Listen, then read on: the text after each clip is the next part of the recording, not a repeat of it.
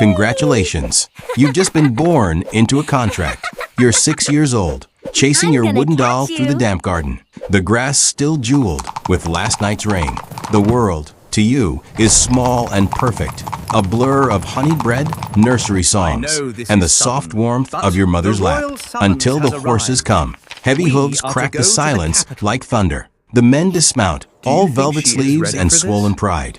Their boots dripping mud on your family's marble floors. They carry the smell of sweat, leather, and wine, the scent of power. One of them kneels, unfurling a parchment with a wax seal so red it looks like blood. Your father reads it once, twice. Then his eyes land on you, not with affection, but calculation. You've just become a number in his ledger, a valuable one. By nightfall, the deal is done. You're to be married. The words sound like a storybook curse you can't quite understand. Marriage is what your nurse whispers about when she thinks you're asleep. Something grand and glittering, a future lined with silks.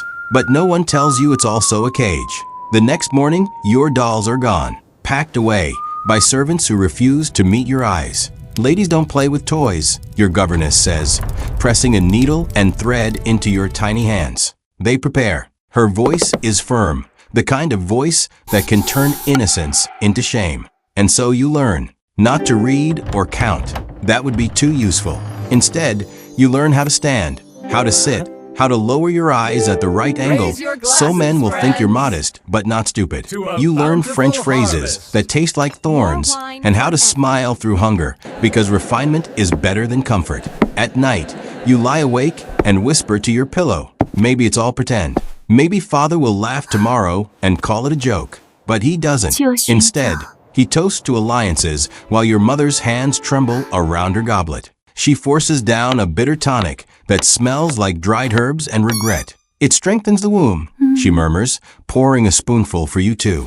Strengthens the womb. You still have milk teeth, for God's sake. You sip because you're told to. That's what good daughters do. Obey without understanding. Somewhere between the taste of the tonic and your mother's silent tears, you realize this isn't a fairy tale. It's a trade deal, and you're the merchandise. Outside, thunder rumbles again.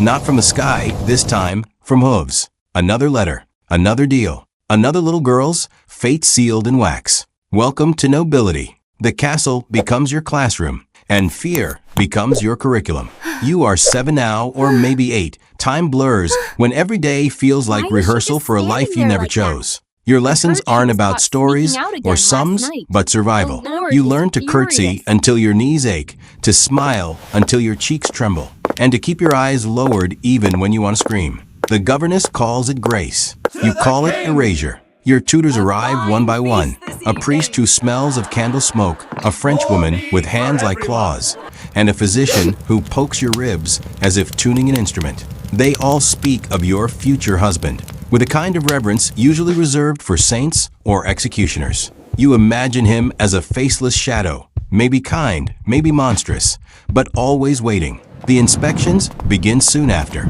The first midwife enters your chamber uninvited, trailing the sharp scent of vinegar. Her eyes scan you, her fingers press into your belly, and she mutters things you don't understand. Good hips, steady pulse, pliable frame. It feels like being carved open without a knife. Your father beams when the physician declares she'll do nicely when she's ripe. Ripe, as if you're fruit on a branch, measured by how close you are to being picked. At dinner that night, you hear him laughing with his peers about alliances, dowries, and lineage. Words that sound noble, but mean ownership. You don't eat much. The bread tastes like dust. Then one morning, your mother dresses you in a gown too heavy for your shoulders and tells you not to cry. You're to meet your betrothed, a man whose smile doesn't reach his eyes, whose fingers glint with jeweled rings, and whose voice slurs your name like it's a word he can barely be bothered to pronounce. He smells like ale and authority. He calls you sweet dove. You wish he wouldn't. When he leaves, your mother's hands tremble as she adjusts your collar. He's powerful, she whispers, as if that's supposed to be comforting. You'll be safe. Safe. Another word that's been stripped of meaning. The weeks that follow are a blur of embroidery lessons and whispered gossip. The older maids talk about the bedding, in tones half pitying, half amused. You pretend not to listen, but their words cling like burrs. Sometimes you sneak your doll from its hiding place under your mattress. Its wooden smile is chipped, one arm missing. But it's the only thing that still feels yours. You whisper secrets to it in the dark about how you'll run away one day, how you'll live in a cottage by the sea, how you'll never curtsy again. But the fantasy breaks each dawn, replaced by the same gray sky and the same polite commands. Sit straighter, speak softer, be grateful. Obedience, you realize, isn't a virtue here. It's the leash that keeps you from remembering who you were before the world decided what you'd be. The wedding is not a celebration. It's an execution with better lighting. You're 10, maybe 11, old enough to understand that the ceremony isn't about love. It's about property. You stand in a chapel that smells of cold stone and stale incense, wearing a gown so heavy you can barely breathe. The pearls dig into your neck. The crown keeps slipping into your eyes, and someone keeps telling you to smile. The man waiting at the altar, your husband, could be your father. His cheeks are red from wine, his hair streaked with gray, and his eyes linger on you too long, too knowingly. You recite your vows, each word like a pebble swallowed whole. He mumbles his back, slurred and impatient, eager to finish the transaction. The ring slides onto your finger, loose and heavy. It feels less like a promise and more like a shackle. When the priest announces you joined in holy matrimony, the room erupts in cheer. You flinch. The sound isn't joy. It's the applause of men congratulating themselves for a deal well made. The feast that follows is loud and grotesque. Goblets spill wine like blood, and songs about virtue echo through the hall while you sit silently beside your new husband, trying not to breathe too loudly. That night, you lie in a bed too big for your small frame, surrounded by the faint scent of leather and ale. He doesn't touch you, not yet. You are not ready, the midwives have declared. But the waiting feels worse than the act itself, because every creak of the floorboards, every footstep outside your chamber, sounds like a countdown. 2 years pass in that endless twilight of fear. You exist, not live. Your days are embroidery, curtsies, and the constant reminder that your body is property awaiting activation. The courtiers call you the doll wife. You smile when they do. It's safer that way. At 12, the midwife's visits grow more frequent. She checks you, whispers to others, nods solemnly. Soon, she says, as if announcing the weather. When the first blood finally stains your linens, the castle rejoices. The bells ring, the servants gossip. Your husband summons you with flushed cheeks and trembling hands.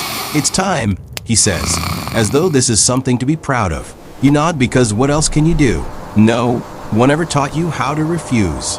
The night it happens, the castle roars with laughter downstairs, while upstairs, you learn the true meaning of pain. You bite your lip until it bleeds, staring at the ceiling beams, counting them like rosary beads. 1, 2, 3, anything to leave your body. He grunts. You break, and history moves on. By dawn, they parade the blood-stained sheets through the courtyard, proof of your virtue, your womanhood, your survival. The crowd cheers again. You realize something cruel then. In this world, even your suffering must be witnessed to be believed. You wake to silence, the kind that feels too heavy to breathe in. The bed smells of iron and incense, and somewhere downstairs, a minstrel sings about love, the kind that only exists in songs. You're 14 now, and your body already feels ancient. Pregnancy arrives like a thief. One day your stomach is flat, the next it's a declaration. Everyone congratulates you, as if you've won a war, when really, you've just been drafted into another one. The court feasts. Your husband beams. The servants curtsy lower. You vomit behind embroidered curtains, dizzy from the weight of everyone's expectations. Labor begins 3 days before your 15th birthday. 36 hours of fire. You scream until your throat splits. The midwives tell you to breathe through it, as though breathing could undo the tearing. There are no anesthetics here, no mercy, only damp cloths and whispered prayers. You deliver a son. He breathes once, twice, then fades like a candle in wind. You hold him. For 4 hours, he is yours. Then he isn't. Your husband's rage comes faster than your grief. He demands you try again, before your stitches have healed. His voice is a knife you can't dodge. You bleed for days, half-conscious, leeches clinging to your arms, while the physicians murmur about balancing the humors. You survive, but something inside you doesn't. It's not death, exactly, more like erosion. At 15, you are a widow. Fever takes your husband. You should feel free, but freedom doesn't fit comfortably on a body trained for obedience. You walk the corridors of the castle, feeling ghosts where laughter should be. For the first time, no one tells you what to do, and it terrifies you. But freedom, like hunger, grows with use. 3 months later, your brother-in-law arrives with another contract, another husband, another promise of stability.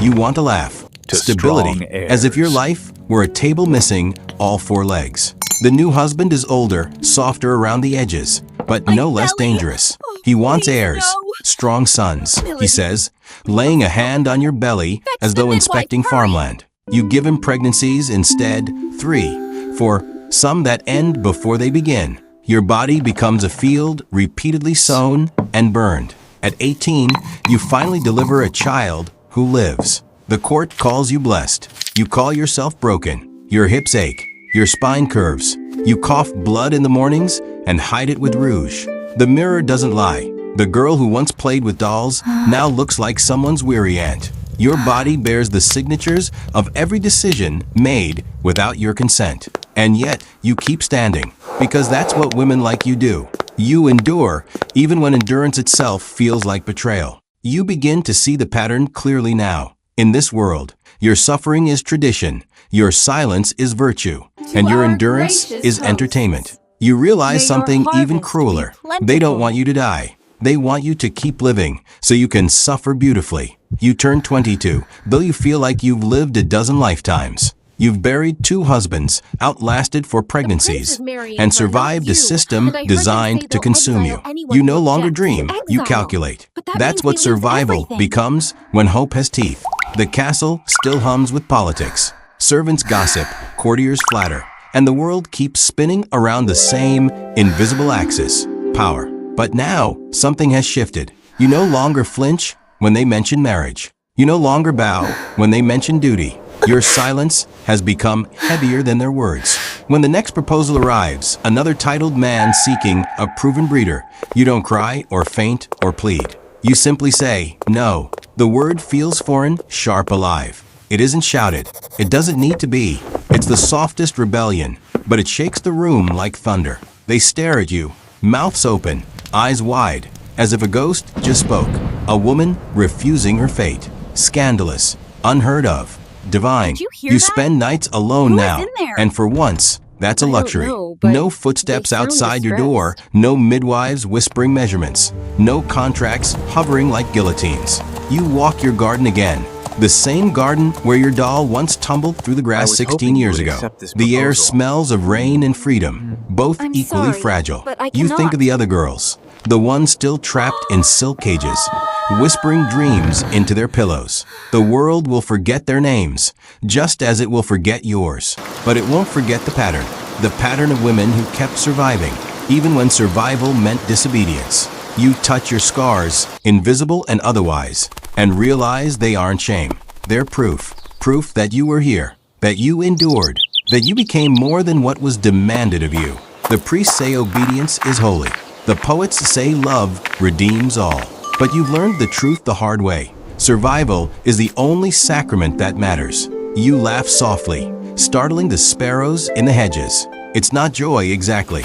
It's recognition, the first taste of agency. Somewhere far away, another girl is being told to curtsy, to smile, to be good. And maybe years from now she'll say no, too, not because anyone taught her to, but because you did it first. History won't remember your face, or your tears, or the doll you once hid beneath your gown.